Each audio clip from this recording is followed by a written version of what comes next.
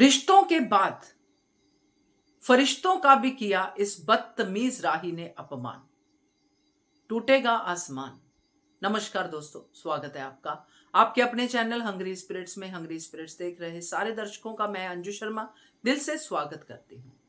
तो राही अपनी परम सीमा पे है, जिसमें कि सिर्फ और सिर्फ बदतमीजी है और लोगों का अपमान है। आज तो उसने आसमान पे बैठे फरिश्तों को भी नहीं छोड़ा। डायलॉग मारने के लिए एक नंबर पे रहती है, मगर सोचती नहीं है कि मैं क्या बोल रही हूं। जिस वक्त आपको फरिश्ते क्या इंसानों के भी आशीर्वाद की जरूरत होती है, स्पेशली मां के आशीर्वाद की जरूरत, तो राही जैसे लोग कोई परवाह नहीं करते हैं। वो अपने घमंड में, अपनी बदतमीजी में इतने चूर होते हैं कि समझ ही नहीं पाते हैं कि आसमान पे बैठे फरिश्ते जब अपना रुद्र रूप दिखाएंगे तो राही जैसे तिनके उड़ते हुए नजर आएंगे। तो बात करते हैं राही के स्टेटमेंट पे, जो मुझे बहुत ही बुरी लगी। वही निवेदन, जिन्होंने अभी तक चैनल को सब्सक्राइब नहीं किया है कर लीजिए, साथ में दोस्तों बेल आइकन दबाइएगा ताकि आपको हमारे वीडियोस के नोटिफिकेशन मिलते रहें। अब अनुपमा राही के लिए क्या है ये हम सब देख रहे हैं, मगर एक्चुअली अनुपमा राही के लिए क्या है वो हम सब महसूस कर सकते हैं।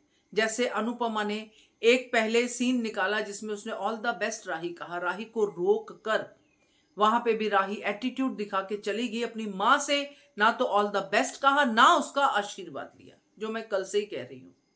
अब मां कौन होती है? मां होती है जो रिश्ता भी होता है, जो फरिश्ता भी होता है। तो ये आज उसने कहा है, मगर रिश्तों और फरिश्तों का अपमान तो राही बचपन से करती आई है। रिश्ते में मां का अपमान, बाप का अपमान, सबका अपमान। जो इसकी वाहवाही करे उसका मान, बाकी सब बेकार। मगर फरिश्तों ने जिनकी बात ये कर रही थी, क्या अनुपमा की ही बात कर रही थी?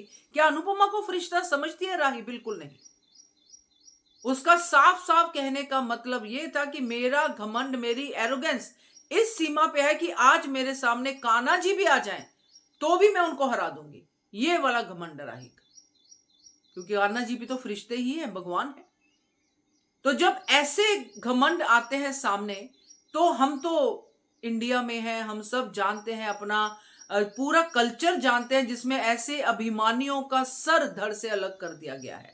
जो हमने बचपन से स्टोरी सुनी है, चाहे वो कंस की स्टोरी हो, चाहे वो रावण की स्टोरी हो, चाहे दुर्योधन की स्टोरी हो, ऐसे अनगिनत स्टोरियां हैं जिनमें ऐसे घमंडियों को, जिन्होंने कान्हा जी की भी परवाह नहीं की, उनके ऊपर आसमान टूटा है। और कैसी मौत मरे हैं वो देखने लायक होती थी, जो हम सुनते थे। तो अब राही की चलो मौत वो तो नहीं होगी, बट ये घमंड टूटेगा राही का, क्योंकि ना तो इसको फरिश्ते पूछेंगे, ना ही इसको रिश्ता पूछेगा। फिर भी अनुपमा है जिसमें दोनों चीजें, रिश्ता फरिश्ता, अनुपमा फिर भी अपनी बेटी के रोने पे रोएगी। क्योंकि आज अनुपमा ने जो वो किया, आप लोगों ने जरूर नोटिस किया होगा। अनुपमा जब अमेरिका की थॉट लेती है, जब इनाम अनाउंस होता है, अनुपमा सोचती है, अनुपमा अपने आप को देखती है कि मालती देवी ने कहा था अमेरिका में गुरुकुल है, वो सब चीजें सोचती है। तो एक पल के लिए हमें लगा शायद अमेरिका जाएगी या जो, मगर नहीं, उसी दूसरे पल उसने राही की तरफ देखा और अपने सपने को झटक दिया।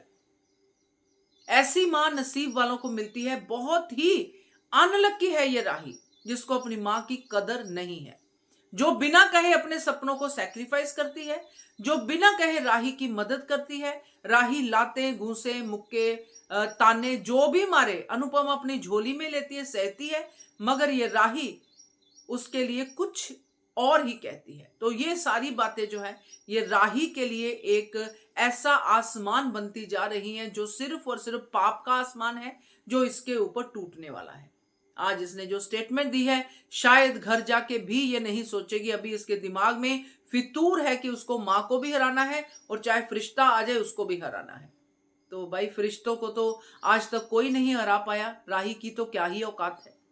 तो बढ़िया लगा ये वाला मुझे, जो राही का एटीट्यूड है, क्योंकि ये एटीट्यूड उसको हार की तरफ ही लेके जाएगा। कायम रखे ये एटीट्यूड, कि जब पूरी जिंदगी इसी में निकाल दी तो आगे भी कायम रखे और देखे फिर फरिश्तों का कहर। इसलिए मैंने इस एटीट्यूड को बढ़िया कहा, क्योंकि इसी को मेंटेन रखे, क्योंकि हम भी देखना चाहते हैं कि फरिश्ते क्या कहर ढाते हैं राही पे। क्या कहते हो आप? कमेंट कीजिएगा। देखते रहिए channel Hungry Spirits. Thank you so much.